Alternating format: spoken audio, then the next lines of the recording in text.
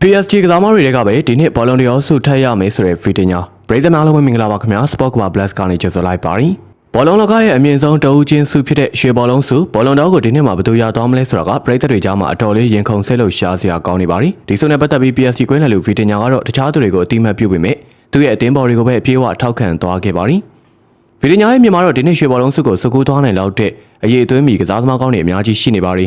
ဒါပေမဲ့ PSG ကစားသမားတယောက်ကသာဒီဆုကိုရသွားခဲ့မယ်ဆိုရင်ဒါအလုံးဝအံ့ဩစရာမဟုတ်ပဲထိုက်တန်တဲ့ပုံမှန်ရလဒ်တစ်ခုလို့ပဲသူကယူဆနေပါရီသူ့အနေနဲ့ထင်ရှားတဲ့ကစားသမားတချို့ကိုလည်းနာမည်တက်သုံးသပ်သွားခဲ့ပါရီချန်ပီယံလိမှာခြေစွမ်းပြခဲ့တဲ့ Kvaratskhelia ပြီးခဲ့တဲ့ရာသီက PSG မှာတကယ်ကိုအောင်မြင်တဲ့ရာသီတစ်ခုကိုဖျက်ဆီးနိုင်ခဲ့တဲ့ Dembele နဲ့အထူးသဖြင့်ချန်ပီယံလိဖလားရောစပိန်အသင်းနဲ့တူကမ္ဘာဖလားကိုပါသိမ်းပိုက်နိုင်ခဲ့တဲ့ Fabian Ruiz ရဲ့စွမ်းဆောင်ရည်တွေကဒီဆုအတွက်အသင့်လျော်ဆုံးလို့သူကယုံကြည်နေပါရီ